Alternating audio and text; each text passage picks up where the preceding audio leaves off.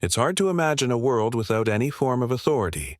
No governments, no laws, no institutions to turn to when wronged. A place where survival depends not on justice, but on power. And trust is a dangerous illusion for Thomas Hobbes. This wasn't. A distant fiction, he lived through the brutal collapse of political order during the English Civil War, and what he witnessed shaped his darkest, most provocative idea that, without a strong central authority, human life reverts to chaos. What he called the state of nature wasn't an idyllic return to some innocent past. It was a terrifying void, where everyone feared everyone else in this world. Every person becomes a potential enemy. Every resource is something to be fought over, and every moment is haunted by the fear of sudden death. Hobbes wasn't exaggerating for effect. He was revealing what he believed to be the raw, unfiltered truth about humanity in the absence of structure. In Hobbes's eyes, the state of nature wasn't just violent.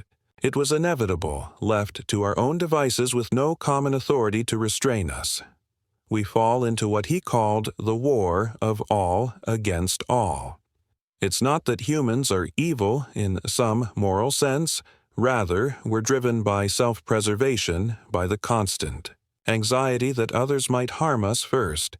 So we strike preemptively, we lie, betray, manipulate. Because if we don't, someone else will. Hobbes famously described this condition with chilling clarity. The life of man is solitary, poor, nasty, brutish, and short, and he meant it. This wasn't rhetoric. This was his diagnosis of what happens when fear replaces trust and when survival overrides morality. In this vision, morality itself becomes a luxury, something that only emerges after security is guaranteed. Until then, fear rules everything. But Hobbes wasn't simply offering a dark fable. He was making a claim about human nature that still resonates today. He argued that we are not naturally cooperative or peaceful. We don't come together out of love. We come together out of necessity. Civilization, then, is not the flowering of our best qualities, but a fragile agreement, born of mutual fear when that agreement breaks. When the social contract collapses, we don't descend into chaos. We return to it, and history offers too many examples that echo this idea in times of war, revolution, or disaster. The thin veil of order is quickly torn apart. People hoard, people panic, people turn on each other. Hobbes saw this not as an exception, but as a natural reversion. A glimpse of what lies beneath our polished systems and polite societies. What scared him wasn't just the violence, but how quickly we accept it when fear takes hold. So Hobbes asks us to reconsider what we think of as freedom in the state. Of nature, you are free, but that freedom is a curse. You are free to kill and to be killed, free to take what you want, but never safe enough to enjoy it. Hobbes challenges the romantic notion that human beings flourish without restraint. He shows us a darker mirror that without order, freedom becomes insecurity, and insecurity breeds conflict. It's this insight that sets the stage for everything that follows in Hobbes's political philosophy: the need for structure, the longing for peace, and the terrifying cost of liberty when it exists without limits. The state of nature is not just a past we've escaped, it's a threat that lives beneath the surface of every society, waiting, watching, ready to rise again whenever the Leviathan sleeps. If fear is the origin of chaos, then paradoxically it can also be the seed of order. This is where Hobbes makes a bold and unsettling move. Rather than trying to remove fear from the equation he uses, it weaponizes it even to construct his vision of political stability from the ruins of the state of nature. He imagines a new creature rising, the Leviathan. Not a mythological monster to be feared from afar, but a collective being born from the will of the people themselves, a sovereign entity, formed through a contract, one in which each individual agrees to surrender their natural freedoms in exchange for protection. Not partial protection, not conditional peace, but absolute security, guaranteed by an absolute power for Hobbes. This was The only way to escape the endless spiral of violence, the Leviathan, was not a tyrant imposed from above, but a reflection of human desperation, a mirror held up to the deepest part of our need to survive. The genius of Hobbes lies in this transformation, turning fear into a foundation what others saw as a weakness. He turned into political architecture. People, according to him, would only agree to live together if they feared the alternative more than they resented authority. So they create a sovereign, a singular, undivided power that becomes greater than the sum of its parts. This sovereign isn't just a ruler. It's a construct of collective will, a fiction so powerful it becomes real. Through this contract, individuals become subjects not out of love or loyalty, but out of necessity. They give up the right to judge, punish, and defend themselves, and transfer those rights to the Leviathan. And in return, the Leviathan gives them what no human being can promise alone: peace. But that peace has a price. It demands obedience. It demands that you accept being ruled, that you submit. For Hobbes, this was not a tragedy. It was salvation. This concept revolutionized political philosophy. Hobbes wasn't just proposing a system of government. He was redefining the relationship between individuals and power. Before him, many believed authority had to be justified by divine right or moral virtue. Hobbes swept that aside. To him, the legitimacy of power came not from God or justice, but from fear itself, from the silent, desperate agreement of people who preferred chains to knives. That insight cuts deep into the heart of what we consider civilization. It tells us that law is not born from some higher truth, but from our terror of what happens without it.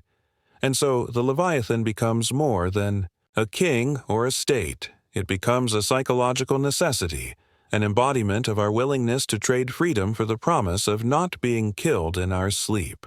In this way, Hobbes offers not hope, but clarity, and clarity, even when it's cold, has a strange kind of comfort still. The Leviathan is not a hero. It's not meant to be admired. It is a terrifying idea, and Hobbes knew that, but he believed the true terror was the alternative. Without the Leviathan, life collapses into suspicion, betrayal, and war. With it, we gain structure, institutions, civilization, but we lose something too. We lose the freedom to resist, to redefine the rules, to escape control. The Leviathan may protect us, but it also watches us. It keeps us safe, but only as long as we obey. In that tension, Hobbes sketches the outline of the modern world, a world where power is necessary but never innocent, where fear builds nations, and order is always bought with something dear. And perhaps the most haunting part is that Hobbes doesn't offer an escape, only a choice: live in freedom and die in chaos, or live in order and surrender a part of yourself in that dilemma. The Leviathan is born not as a monster, but as a compromise we all make, whether we admit it or not. At the core of Hobbes's philosophy lies a painful paradox. In order to be safe, we must stop being entirely free. It sounds simple, even logical, but when we pause and truly feel the weight of that trade-off, it becomes clear that we're dealing with one of the deepest tensions of the human condition. The freedom to speak, move, resist, question, to live without oversight is intoxicating, but freedom also opens the door to uncertainty, danger, and collapse. On the other hand, security brings comfort and structure, but it demands something in return: compliance. The more we value order, the more we must allow ourselves to be observed, regulated, controlled. This is not just a philosophical concern. It's a reality that unfolds every day in the systems we live under. Surveillance cameras, national security policies, social media, monitoring, digital footprints. Each a quiet reminder of the deal. We've made a deal Hobbes warned us about centuries ago, but one we still don't fully understand. What Hobbes captured vividly is that people don't give up their freedom lightly. They do it because they're afraid. And today, fear hasn't disappeared. It's only changed its form. We no longer fear civil war in the same way Hobbes did, but we fear other things: terrorism, crime, pandemics, economic collapse, social instability. And in the face of that fear, we find ourselves willing, sometimes even eager, to accept limits on our freedom. We install tracking apps to feel safe. We accept surveillance in airports, public spaces, even our own devices, because it gives us the illusion of control. The state, in many ways, has become an updated Leviathan, not as visible, not as central, but just as present. And while it rarely uses brute force, it still demands obedience. The real genius of modern control is that it no longer needs to threaten us. It just needs to make us feel afraid enough to agree. This is the modern dilemma. How much freedom are we truly willing to sacrifice for the promise of safety? And more importantly, do we even notice when we're making that sacrifice? Hobbes believed people would make that decision consciously. Today, many of us make it passively. We scroll through terms of service without reading. We accept facial recognition. In exchange for faster access, we share intimate data for convenience, and each time the line between freedom and control becomes blurrier. The Leviathan doesn't knock at the door anymore. It's already inside the house, and this shift is psychological, as much as political. The more we get used to being watched, the less we resist. The more we rely on the system, the more powerless we feel to question it. And eventually, the idea of true freedom starts to feel not only dangerous, but absurd. So, where does that leave us? Hobbes would say, we've made the only rational choice that peace is worth the cost. But we're left to ask, is this really peace or just a different kind of fear? Are we truly safe or simply more comfortable in our submission? The question isn't whether Hobbes was right. It's whether we even realize how much of our world is still built on his logic. When we lock our doors at night, when we install security systems, when we tolerate censorship for the greater good, we're echoing the same fear that birthed the Leviathan, and perhaps the most haunting thought is this: maybe Hobbes didn't describe a historical moment. Maybe he uncovered something permanent in us, a wound that never fully heals a tension that never disappears. And the longer we ignore it, the deeper it grows beneath the surface of our modern lives. There's something deeply unsettling about Hobbes's Leviathan, even if it's logically convincing. The idea of surrendering all personal power to a sovereign entity might bring peace, but it also opens the door to something else, something darker. If we give all authority to one figure or system who watches that power, what prevents it from turning against us? Hobbes believed that the risk of tyranny was less dangerous than the certainty of chaos. But many thinkers after him weren't so sure. John Locke, for instance, saw danger not just in disorder but in absolute rule. He argued that when a sovereign has unchecked control, it stops serving the people and starts controlling them. Freedom, in Locke's view, wasn't something to be sacrificed for peace. It was the very condition that made peace worth having. And so a major philosophical divide was born. Is safety more important than liberty?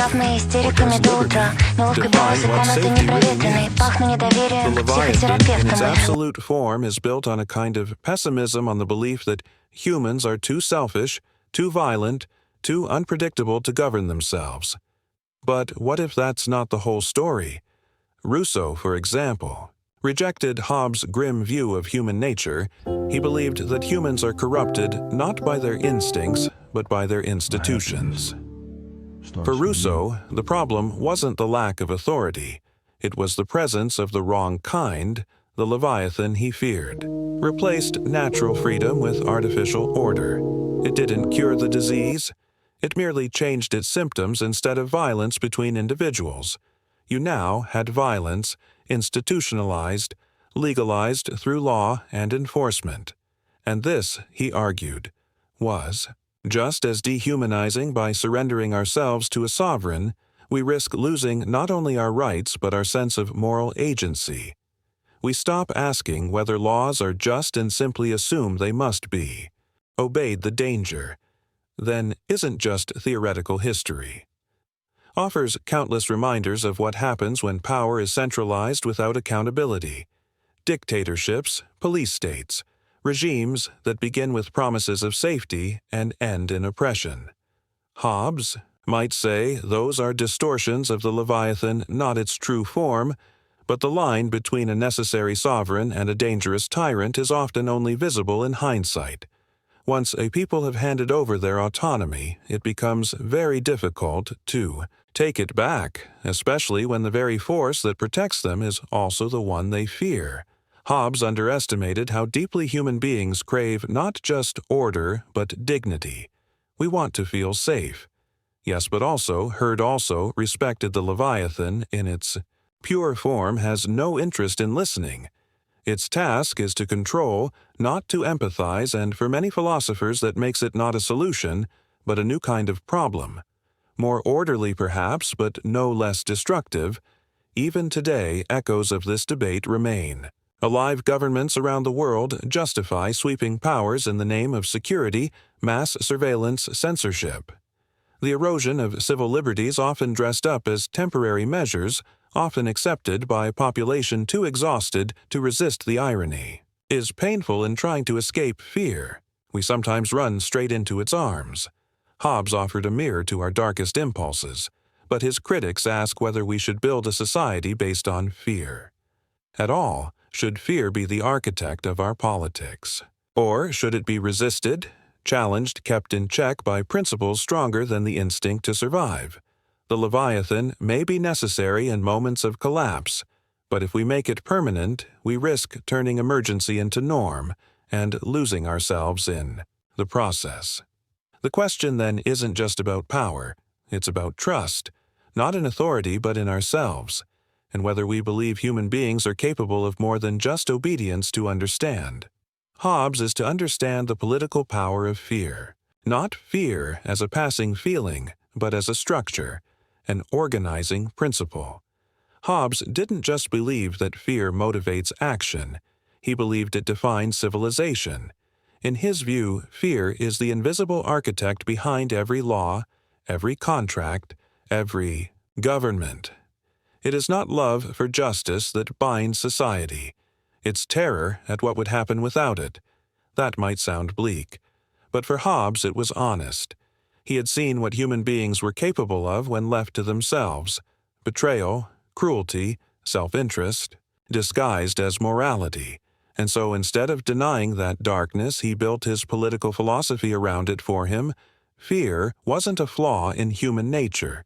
It was the glue that holds us together, the one emotion strong enough to make people submit, cooperate, and obey. And in that submission, he saw the birth of peace. But what does it mean to build a society on fear? It means that our sense of security is never unconditional. It's always earned through obedience, the fear of punishment, the fear of chaos, the fear of the other. These are the forces that keep us in line, and over time they become so deeply embedded in our institutions that we stop noticing them. We call them laws, protocols, customs, but underneath them there is always the threat of what happens if we disobey? Hobbes believed this threat was necessary, that without it society would unravel. But that view leaves little room for trust or for hope. It assumes that people cannot be relied upon to act justly unless they are afraid. And maybe that's true, but if so, what does it say about the kind of world we've created, about the kind of people we've become? Fear may keep us alive, but can it ever teach us how to live? This question is more urgent now than ever. We live in a time where fear is a constant undercurrent in politics. In media, in personal relationships, we're told to fear the economy, the climate, the other political party, the stranger, the system, even ourselves. And each time we act out of fear, we reinforce the logic of Hobbes. We accept restrictions, we stay silent, we look the other way when power overreaches because the alternative uncertainty feels worse. In this sense, the Leviathan never disappeared. It evolved. It no longer wears a crown. It lives in algorithms, laws, social contracts. We've long forgotten how to question. Hobbes might see this and say, yes, this is how it must be. But we have to ask, are we still making that choice consciously, or have we simply internalized the fear so deeply that it no longer feels like fear at all? just reality. Perhaps the most haunting insight Hobbes offers is that peace can be built on fear, and that many will accept that bargain without hesitation. But peace built on fear is not the same as peace. Built on understanding or mutual respect, it is quieter, yes, but it is also colder.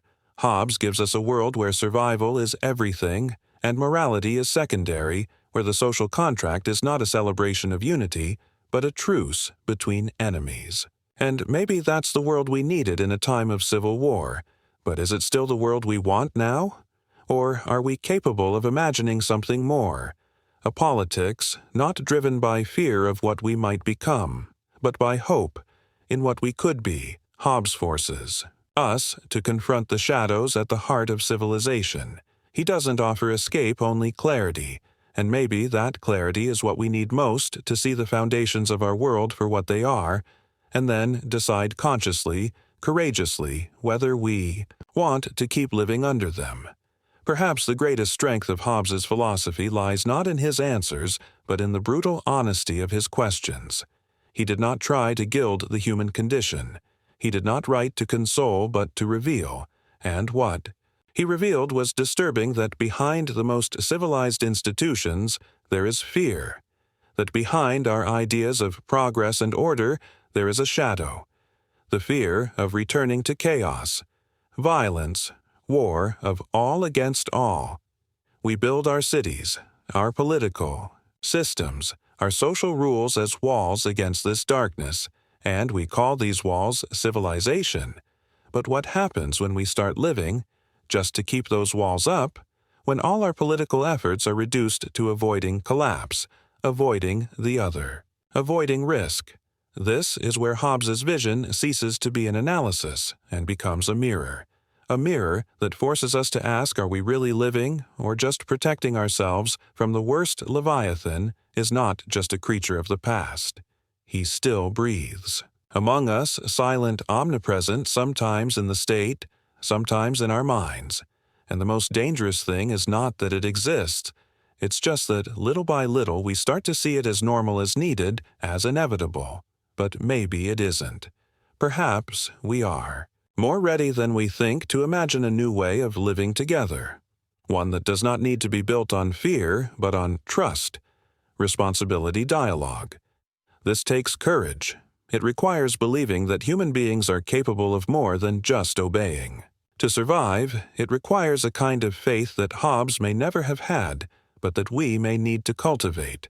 Because in the end, the real challenge is not defeating Leviathan, it's recognizing when it stopped being an answer and became a prison. And now it's up to you to look around and within yourself and ask, who are you in this contract? A conscious citizen, an obedient servant, or someone who still believes that freedom, even if fragile, is still worth the risk?